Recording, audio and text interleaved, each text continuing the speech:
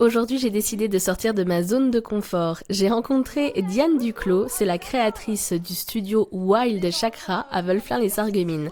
Au programme, découverte du yoga, du pilate, mais aussi du cerceau aérien et du yoga aérien. Et vous allez voir, c'est pas si simple que ça en a l'air. Échauffer, c'est important, vraiment toujours penser à faire un bon échauffement, quelques petits exercices de renfort, et puis je vais te proposer de tester le cerceau aérien. D'accord. Et ensuite, yoga aérien dans les hamacs, et on finira par une petite relaxation, tu verras, on va s'allonger dedans, on est bien. Niveau relaxation, il n'y a pas de souci, mais tu sais que je pars du niveau 0, est-ce que c'est du coup adapté? C'est tout bon, on va s'adapter justement, le but c'est de s'amuser et vraiment prendre le temps, il n'y a pas de souci. Super, je te suis alors. C'est parti. Trop cool. Alors Diane, ça fait combien de temps que tu as découvert toutes ces techniques, ces différentes pratiques? Ça fait plus de 15 ans. Et tu as commencé par quoi? J'ai commencé par le pilate. Et qu'est-ce qui t'a fait découvrir cet univers Pilate? Parce qu'il y a une vraie culture du Pilate. Alors il y a longtemps, je regardais des magazines et vers l'avant, et je suis tombée en Amérique qui l'utilisait beaucoup comme méthode. Et j'adore la série Friends. Et du coup, j'ai lu un article de Jennifer Aniston qui disait qu'elle faisait du Pilate. Je me suis dit, tiens, qu'est-ce que c'est? Mais c'est une des précurseurs. C'est elle qui a popularisé, je trouve, le Pilate. Ok. Bon, à l'époque, voilà, je me suis dit, bah tiens, je vais essayer, je vais tester, et vers l'arrière. Et on a toujours été très sport dans ma famille. Mes parents, ils font natation, marche, etc. Avec mon frère, on faisait de la muscu. Donc là, c'était autre chose. Je voulais découvrir cette discipline qui est du renfort, en fait. Et du coup, qu'est-ce qui t'a fait accrocher avec la discipline-là? J'ai bien aimé ce côté postural, parce que c'est vrai qu'au quotidien, selon ce qu'on fait, on est souvent, quand tu t'assois dans la voiture, dans le canapé, on est souvent un peu tassé. Et là, ça fait du bien de se redresser, de se grandir, de trouver une bonne posture, entre guillemets. Après, il faut garder notre posture naturelle, hein, bien évidemment. Mais on va rester en haut ici, on va faire comme si on voulait gratter quelque chose. Et en fait, là, l'avantage, c'est que tu te concentres sur ce que tu fais, sur tes sensations, ton ressenti. Et je trouve qu'il y a de bonnes sensations justement pour travailler ceinture abdominale et justement pour éviter tous les problèmes de dos, des trucs comme ça. Je trouvais ça intéressant. Comme j'étais à la fac, j'étais souvent assise, donc ça fait du bien. Et justement, tu te destinais à une carrière dans le sport à la base? Pas du tout. J'ai toujours aimé, j'en ai toujours fait plein de différents à chaque fois. On testait plein de choses avec mes parents. Du canoë, j'ai fait de l'escalade, j'ai fait de l'équitation. C'est génial. Enfin, voilà, on faisait toujours plein de trucs, donc ça c'était cool. Mais non, pas destiné. Non, j'ai toujours voulu être prof par contre. D'accord. Prof des écoles ou prof en fac ou prof, j'ai toujours voulu faire ça. J'ai fait beaucoup de jobs dans le milieu vétérinaire. Ouais. Et à un moment donné, donc j'étais dans les assurances vétérinaires, j'étais assis toute la journée sur ma chaise. Et donc le soir, je prenais des cours de sport. Et j'ai eu dans l'asso où je travaillais, les gens qui m'ont proposé justement de donner des cours bénévoles. Et puis c'est là que je me suis dit, je vais passer mon diplôme. Toujours dans le yoga du coup? Non, diplôme de coach sportif. D'accord. J'ai fait un Donc CQP. pluridisciplinaire. Ouais, voilà, c'est ça. C'est animateur de loisirs sportifs. D'accord. Voilà. Du coup, je me suis spécialisée en pilates d'abord et en pôle et cerceau. Ok. Ce sont mes cœurs de métier. Oui, parce que là, ici, tu proposes différentes activités. C'est ça. Donc il y a 10 ans, il y a plus de 10 ans, je me suis formée pilates, pôle et cerceau. Et en 2020, en fait, c'était après le Covid, je me suis formée en yoga vinyasa. Encore une fois, tu es une coach diplômée. Oui. Tu as suivi des formations spécifiques. C'est ça. Tu pars pas, tu t'es pas réveillé un jour en disant tiens, je vais être prof. Non, surtout pas. Surtout pas. Non, on encadre des gens, il faut que ce soit correct. Et puis en plus, en formation, on dit toujours, il faut bien avoir des petits groupes comme ça. On peut suivre tout le monde, être près de tout le monde. Donc il faut vraiment faire attention à ça. Parce que là, la salle que tu as aménagée à Wölflin, tu peux accueillir combien de personnes? Alors, en cours de pilates et yoga, 7 personnes. Pour les cours de cross-training, c'est entre 4 et 5, parce que comme on bouge, on fait des circuits, on a besoin d'un petit peu de place. Et la pôle et le cerceau, c'est 6 personnes, puisque j'ai 3 cerceaux et 3 pôles. Et donc du coup, on est 2 par barre ou 2 par cerceau. Et aujourd'hui, qu'est-ce qu'on va voir ensemble? Dis-moi. Alors, là, on a fait un petit réveil articulaire, voilà, ça va. Oui. Léger, tranquille. Ce qu'on va venir faire, c'est un petit peu de yoga pour se réchauffer, continuer. Un petit peu de pilates pour travailler la ceinture abdominale et ensuite je te propose de passer sur le cerceau qui a un agrès aérien, donc du coup c'est normal qu'ils soient un petit peu surélevés. Tout le monde peut faire, par exemple je prends l'exemple du cerceau, oui. Avec la corpulence, mes petites formes. Là ici on peut tricher en baissant un petit peu le cerceau et puis tu vas voir, on va essayer, on peut même tricher en donnant un petit élan. Ok, d'accord. On va voir ça. Voilà. Ça risque d'être drôle. Le cerceau, c'est le plus simple. Ensuite, la pôle, c'est un peu plus dur. Et le tissu, c'est vraiment compliqué. Ok, Voilà. ça marche. Alors justement, le yoga, le pilate, c'est comme dit, c'est des pratiques à la mode, on va dire ça comme ça. Oui. Toi, pour te trouver une place, comment ça se passe dans tout cet univers-là On va poser le plexus solaire, pardon. Du coup, je vais t'embêter, on va faire flotter les petites mains. En fait, je suis pas une association. Donc du coup... Tu es totalement indépendante. Voilà, je suis indépendante, je suis auto-entrepreneur, je me démarque dans le sens où c'est vraiment des cours personnalisés, en petits groupes, justement. J'ai un pilate, tu vas voir, après très classique, c'est mat work au sol. Pas de machine, pas de choses comme ça. Et le yoga, je me démarque dans le sens où je propose du yoga vinyasa. Donc c'est un yoga très dynamique. Ouais. Et parce que c'est vrai qu'avant de te connaître, je ne savais pas qu'il y avait... Je débarque dans l'univers. Je ne savais pas qu'il y avait différentes sortes de yoga. Si, il y en a au moins 5 ou 6.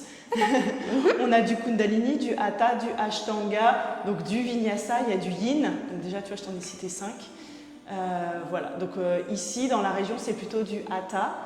Alors globalement le Hatha c'est réservé à tous, c'est plutôt tranquille, on prend les pauses, on attend. Là le Vinyasa c'est dynamique donc pas forcément pour tous. Il y a beaucoup de renfo, de pompes, de gainage et aussi d'inversion. D'inversion? Ouais. C'est-à-dire C'est-à-dire d'inversion. Je te montre? Vas-y.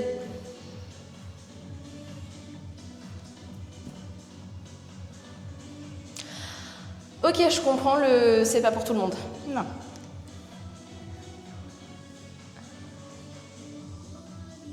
Alors ça, pour maîtriser ça, tu mets combien de temps? Alors après je triche parce qu'avec l'aérien j'ai l'habitude de faire des choses comme ça.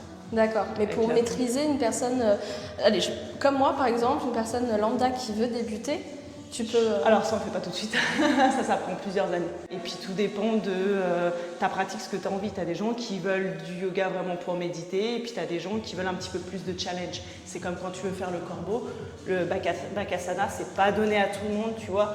Là ici, il y a plein de gens qui ont peur de basculer. Ah oui, de se mettre en appui. Voilà, de basculer vers l'avant. Donc du coup, c'est pas donné à tout le monde.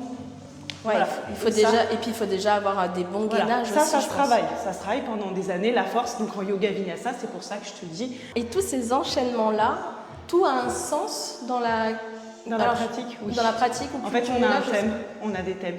C'est-à-dire que par exemple, quand on est arrivé au printemps, j'ai proposé le thème des oiseaux. Donc on a travaillé sur plusieurs postures d'oiseaux. Ok. Des fois, on va travailler les hanches selon le cycle. Quand il y a la lune, j'aime bien travailler, donc il y a une salutation à la lune et pas une salutation au soleil.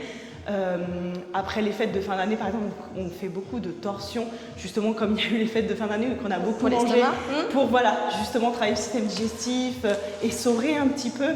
Il y a des thèmes selon la période de l'année, selon le cycle lunaire et solaire, donc il y a plein de choses à faire. J'ai pas été formée en Inde, j'ai été formée en France. Par contre, par des professeurs et des formateurs qui, eux, ont été à Bali. J'ai mon prof qui est argentin, qui a vécu à Bali. J'ai une prof qui vient de Las Vegas. Et donc, du coup, ces gens-là, ils me transmettent. C'est pour ça qu'en fait, régulièrement, je prends des cours avec et je me forme avec eux. Là, ça fait quand même plusieurs années. Et donc, du coup, à chaque fois, il y a cette philosophie du yoga qui nous transmettent les petites histoires avec les dieux, donc avec les mudras, les mantras. On fait ça en chaque début de séance. Et donc, du coup, j'apporte ça aussi, j'essaye. Mais je trouve que nous, en tant qu'Européens, c'est pas... C'est pas ancré. Non. Cette philosophie-là n'est pas ancrée. C'est ça qui me manque. Moi, j'ai fait la formation au niveau posture, au niveau physique pour les gens, pour transmettre, pour apporter des choses, pour qu'ils ne se blessent pas. Ouais. Mais tout le côté philosophique, je ne l'ai pas vraiment. Donc, à voir, tu vois, tu peux rester là, ça me va. Donc ça, par exemple, on le fait pas mal en échauffement, même en muscu, des choses comme ça. Et en fait, c'est une figure de yoga qui s'appelle Skandasana. Skandasana. Ouais. Chaque posture a un nom sanskrit. Donc, dans mes cours, moi, je les donne en sanskrit et en français. Et on reviendra. Par exemple, tu vois, je vais dire Adho Mukha, chien tête en bas. Comme ça, les gens, chien tête en bas, ça leur parle un peu plus. Mais je donne les noms en sanskrit et si j'ai des élèves réguliers, au bout d'un moment, je donne plus le nom en français, ils savent ce que c'est. On va essayer donc notre première figure, tranquille. Donc la première montée que j'apprends aux gens, c'est la montée crabe. On est de côté, on peut se jeter, on peut mettre un petit élan, donc c'est cool, c'est quand même accessible. Ouais. Ici, main du haut, c'est la jambe que je vais placer sur le cerceau. Si ma main droite, elle est en haut, c'est ma jambe droite que je vais lancer. Inversement, si c'est ma main gauche que j'ai placée en haut, ce sera jambe gauche en haut. je peux me donner un petit élan, hop, et accrocher. L'objectif, c'est d'accrocher mon genou. Et donc, du coup, ça fait un peu crabe, je sais pas. Bon, c'est ma montée crabe. Pour descendre, je me relâche pas, tu vois. Là, je suis relâchée, mais je vais venir me retracter pour pouvoir enlever ma jambe. Parce que si je me relâche complètement et que je enlève ma jambe, ça va faire boum, boum, boum, boum, ça fait mal. Il faut se dire que la pôle et le cerceau, malheureusement, c'est le haut du corps qui va quand même prendre... Ça permet de travailler. Et moi, autant les jambes, ça va mieux, mais les bras... C'est ce que j'allais dire. C'est que les bras, c'est mon gros point femmes, faible. on travaille cuisse, abdos, fessiers. Mais les bras, on les travaille pas. Et c'est ce qui est chouette dans l'aérien, je trouve, parce que tu travailles de façon ludique. Oui, vas-y, pose le pied, pose le genou. Voilà, là, on est plie le genou. Là, voilà. Yes. Ça fait mal. Le cerceau et la pôle, on intègre, ça fait mal. Mais j'ai déjà entendu que pour la pôle, tu avais des bleus. Non, le cerceau, c'est pire que la pôle. Ça fait mal. Ah ouais. Parce qu'en fait, le diamètre est tout petit et comme tu dois serrer ta jambe dessus, non, ça fait mal. Oui, je confirme. C'est beau. Enfin, ça doit être beau avec... C'est beau avec toi. C'est beau, les autres gens. Surtout à la pôle, j'ai plein de dames qui sont devenues mamans, qui n'ont pas confiance en elles. Ça leur fait du bien. Vraiment, c'est chouette. Mais au bout d'un certain temps, je pense que ça leur fait du bien. Parce que... Oui. Mais déjà, moi, je me sens plus ridicule quand les personnes arrivent, donc en début, les premières années, sont très habillées. Et au fur et à mesure, ça se découvre petit à petit, parce qu'on a besoin de notre peau pour tenir sur la barre. Et les gens prennent confiance, et tu as un petit groupe, et tu rencontres les copines, et tu t'entraides aussi, parce qu'on est 2 par barre, on est 2 par cerceau, on s'entraide. Donc non, c'est chouette. Parce que tu fais aussi des groupes découvertes. Des cours d'essai. Des groupes d'essai. Et pour tout ce qui va être événements privés, tout ça, tu peux aussi faire ? Oui, aussi. J'ai fait un cours de yoga privé. Je fais les EVJF, un petit peu de tout. Donc, ça peut être cool, ça, c'est fun. avec les barres et tout. Oui, c'est super fun. On fait des choses simples, des petites chorés, et puis selon en fait, ce que la mariée me demande, si un petit peu sexy, pas sexy. Bon, si c'est qu'un groupe de copines qui a envie de s'éclater un samedi après ou un dimanche. C'est ça, exactement. Alors du coup, quand on a un niveau plus haut, autre que le mien, du coup, ça donne quoi si tu pouvais me faire une petite démo de cerceau aérien, qu'est-ce que ça donne ?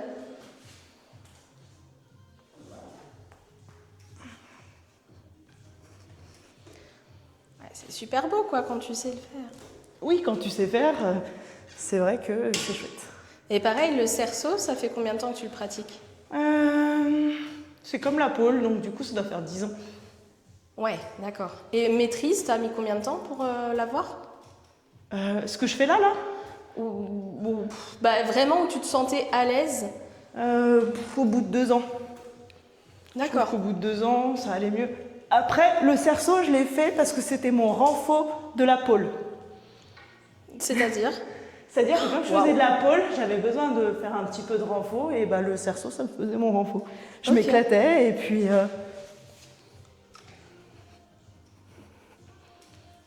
Et tu t'es jamais blessée ou... Si.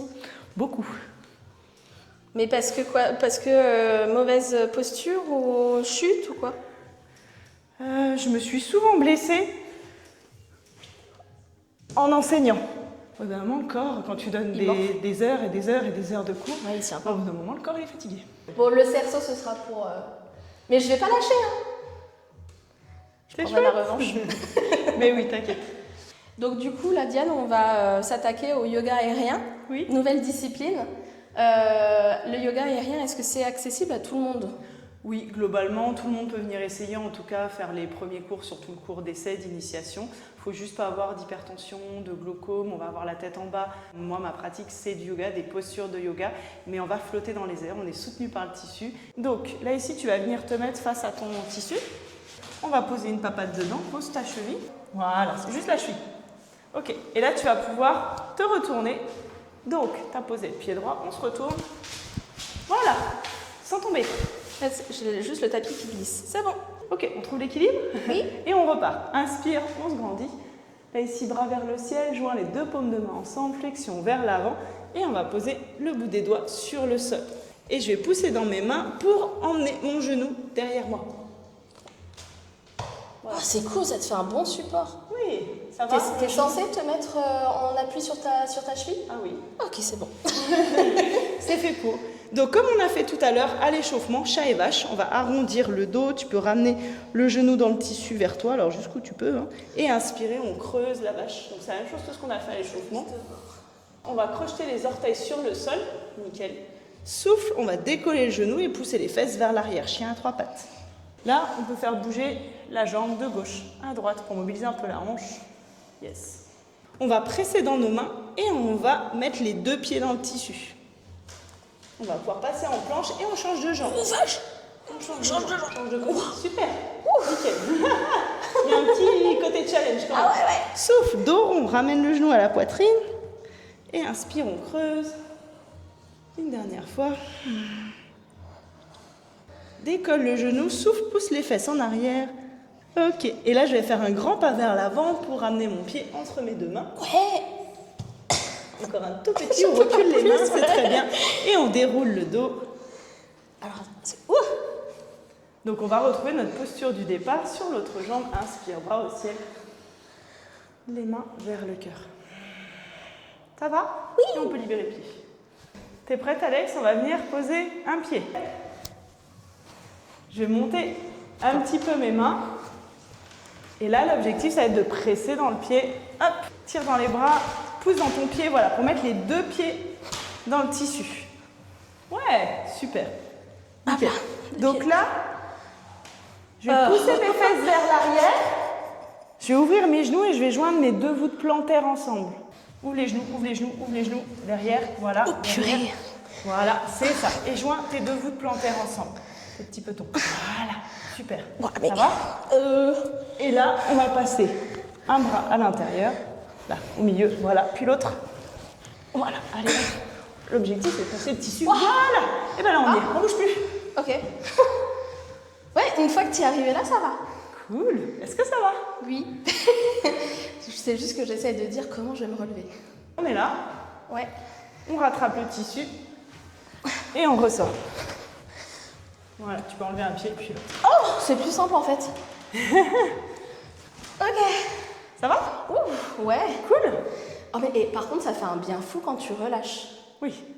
Si on veut te trouver, comment on fait? Si on veut participer à un de tes cours? Alors, si pour le moment, je suis sur les réseaux, sur Facebook, sur Instagram, sur Google également. En fait, si tu tapes le studio Wild Chakra, bah, en fait, on me trouve, il y a mes coordonnées, il y a toutes les infos.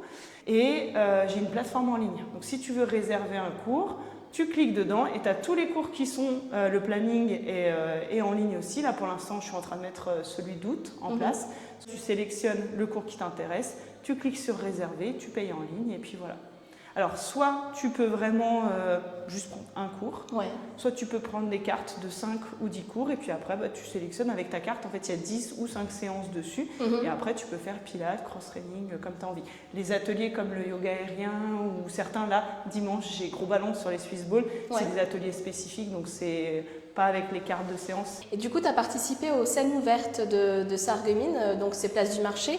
Est-ce que tu en as d'autres de prévus au cours de cet été? Oui, c'est ça. J'en ai fait 2 au mois de juillet et je vais en proposer 2 ou 3 au mois d'août également.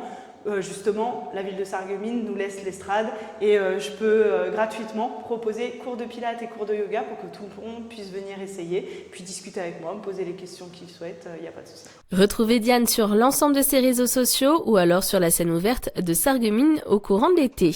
Quant à nous, on se retrouve la semaine prochaine pour un nouvel épisode de Mirabelle et Bretzel. Très bonne semaine à tous.